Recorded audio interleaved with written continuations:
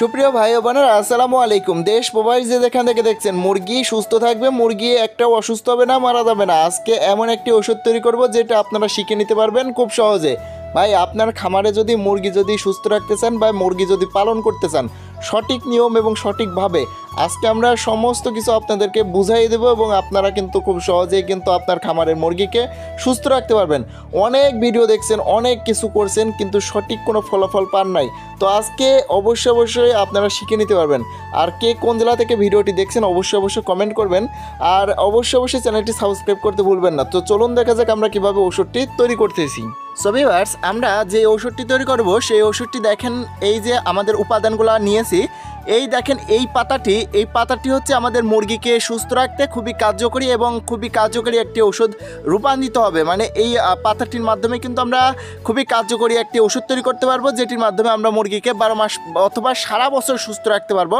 এটা নতুন একটি টোটকা, অবশ্যই শেষ পর্যন্ত ভিডিওটি দেখবেন। দেখেন, এই পাতাটি আমরা ঔষধে রূপান্তরিত করবো, অর্থাৎ ঔষধ তৈরি করব। তো দেখেন, এই যে এই পাতাটি আমি এইভাবে নিব। দেখেন, এই যে আপনারাও এই পাতাটি নেবেন। এই পাতাটি হচ্ছে দেখেন একেবারেই সফট এবং এই পাতাটি কিন্তু খুবই মিষ্টি। মানে এই পাতাটি হচ্ছে অনেকটা মিষ্টি।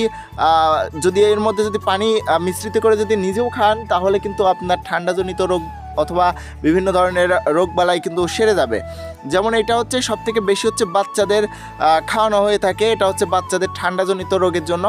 তো এটা হচ্ছে লালকুচির পাতা। এই লালকুচির পাতাটা কিন্তু আপনারা বাড়ির আঙিনা থেকে আপনারা সংগ্রহ করতে পারবেন, অথবা রাস্তাঘাট থেকে খুব সহজেই কিন্তু এটা সংগ্রহ করতে পারবেন। তো দেখেন, এই যে এই পাতাটি আমি এভাবে নিব।